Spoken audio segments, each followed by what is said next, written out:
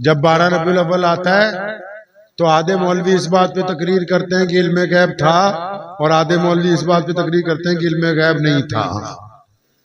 अगर कोई बंदा ये गलती करेगा, सुनो, चाहे वो सुन्नी हो, चाहे वो देवबंदी हो, चाहे वो बरेलवी हो, चाहे वो शिया हो, चाहे सुन्नी, कोई भी हो, अगर कोई ये गलती करेगा कि वो नबी अलैहिस्सलाम की हुदूद बयान कर सकता है, नऊज़ बिल्लाह, तो दोनों में से एक बंदा ईमान से बाहर जाने वाला है। अल्लाहु अकबर।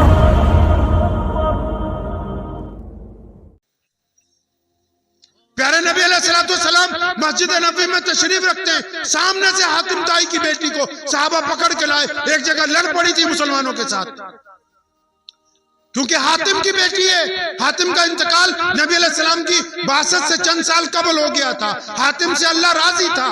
हातिम बहुत अल्लाह तबारक व तआला का बरगुज़ीदा बंदा था। अब वो हातिम ताई की बेटी जब उसको पकड़ के लाए तो कहती कि मैंने रास्ते में दिल में ख्याल बना लिया कि नऊज़ बिल्लाह मैं मुसलमानों के शहर में जाऊंगी, ऐसे सवाल करूंगी कि कोई जवाब नहीं दे सकेगा। अब नबी अलैहिस्सलाम ने दूर से देख लिया कि एक बेटी को पकड़ के लाए हैं और उसके हाथ बंधे हुए हैं, सर पे उसके दुपट्टा नहीं है। तो प्यारे पैगंबर कहिए सल्लल्लाहु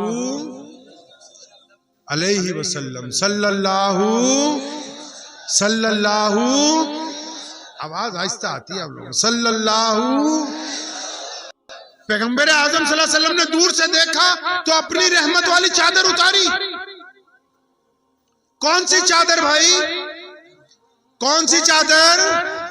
रहमत वाली चादर।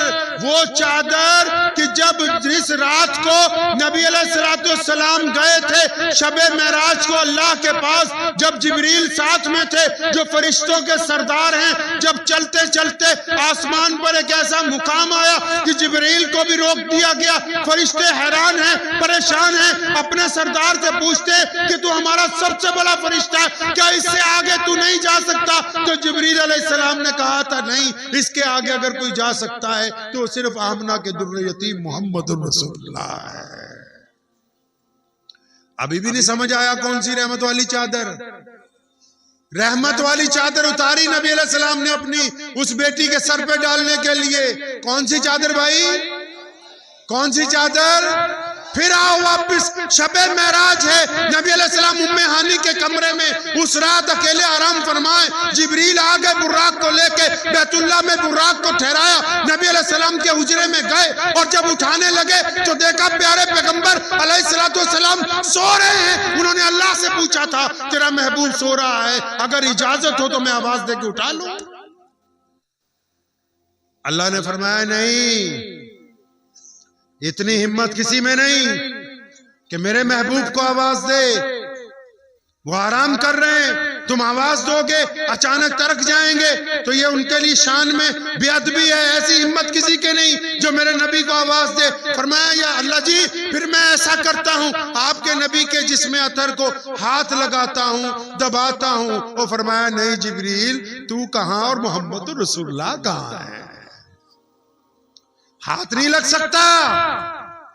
पूछा या अल्लाह फिर करना क्या है? फरमाया करना क्या है, पैरों की तरफ हो जा चारपाई के और प्यारे पैगंबर अलैहिस्सलाम के तलवों के साथ अपने ठंडे ठंडे होंठ लगा दे ताकि रसूलुल्लाह सल्लल्लाहु अलैहि वसल्लम की आंख खुल जाए। वो चादर जिसको बोसा देना जिब्रील अमीन अपने लिए इज्जत की बात समझते हो, नबी अलैहिस्सलाम ने वो चादर उतारी है और एक दुश्मन की बेटी है जो लड़के आई है, काफिर की बेटी है। अब वो चादर जब उतारी एक सहाबी को दी, फरमाया दौड़ के जाओ, जाके उस बेटी के सर पे ये चादर रखो।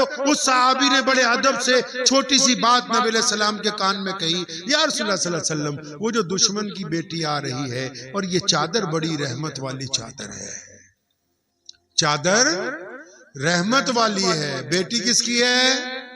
बेटी किसकी है?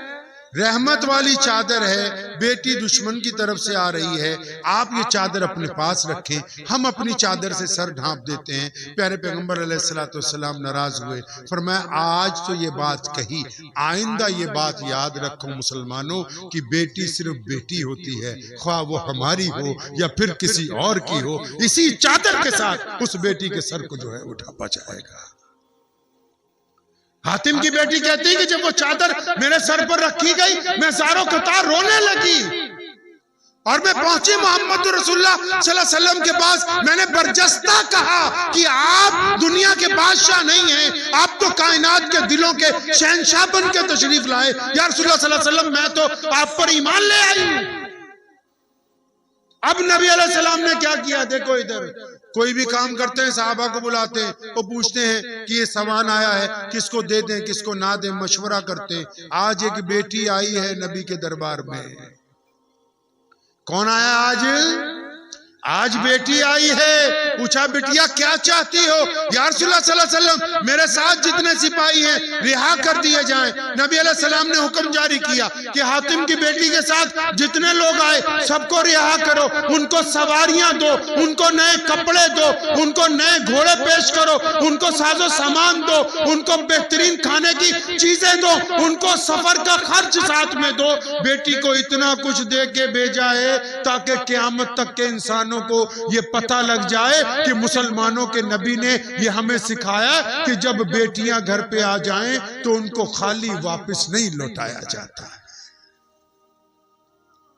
अदी बिन हातिम जो हैं उसके भाई हातिम ताई के बेटे, ये बेटी जब वापस पहुंची शाम को अपने महल में, मदीना मुनव्वरा से चंद गांव दूर है, जब वहां पहुंची तो अदी जो थे जंग के दौरान कहीं इधर उधर हो गए थे, छुप गए थे। उन्होंने जाके अपने भाई को कहा अदी को कि अदी आप तो यूं ही डर गए, आप इधर उधर चले गए, आप खुदा की कसम मदीनातुल मुनव्वरा जाइए, मोहम्मद रसूलुल्लाह सल्लल्लाहु अलैहि वसल्लम से मिल के आइए, मैं उनको देख के आई हूं, वो तो वो नहीं है जो आप समझ रहे हैं।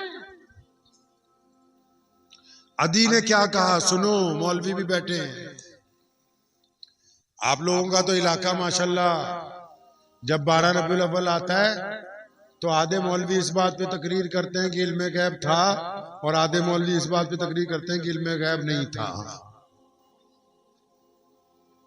जबकि 12 रबीउल अव्वल पे बात ये होनी चाहिए कि नबी अलैहिस्सलाम की जिंदगी कैसी थी, बच्चों के साथ उन्होंने क्या गुजारा किया, खवातीन की इज्जतें कैसे की, गरीबों के साथ क्या मामलात किए, यतीमों के साथ नबी अलैहिस्सलाम ने क्या किया, उनकी नमाज कैसी थी, चलना कैसा था, गुफ्तगू कैसी थी, चेहरा कैसा था, कपड़े कैसा था। लेकिन हमारी ये बदकिस्मती है कि हम नबी का नाम लेके नौज़ुबिल्लाह एक दूसरे को काफिर काफिर कहते हैं।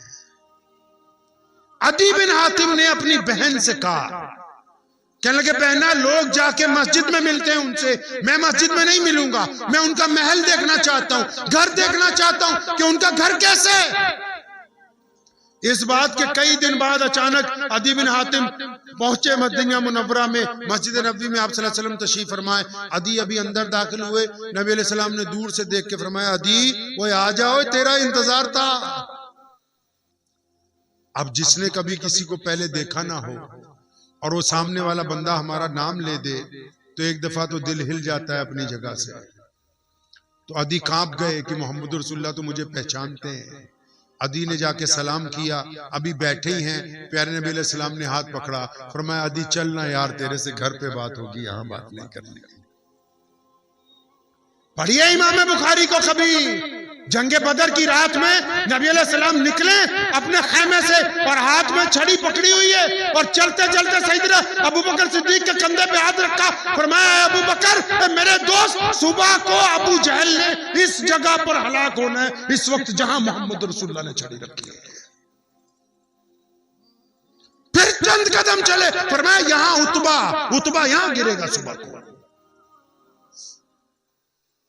प्यारे मोहम्मद अलैहिस्सलाम ने अदी को कहा चल घर चलते हैं। अदी फिर काम के घर पहुंचे। अब सोचते हैं कि महल होगा, महल तो नहीं है, खजूरों का कमरा बना हुआ है, खजूरों की लकड़ी का, खजूरों की छत, खजूरें खाने के लिए पेश की। अब नबी अलैहिस्सलाम ने चंद बातें की और फरमाया अदी वक्त खत्म हुआ मुलाकात का, आप जा सकते हैं। अदी बिन हातिम ने नबी अलैहिस्सलाम का हाथ पकड़ा था, फरमाया या रसूलुल्लाह सल्लल्लाहु अलैहि वसल्लम आया तो वापस जाने के लिए था, अब तो जब तक जिंदगी है आपसे वापस नहीं लौटूंगा।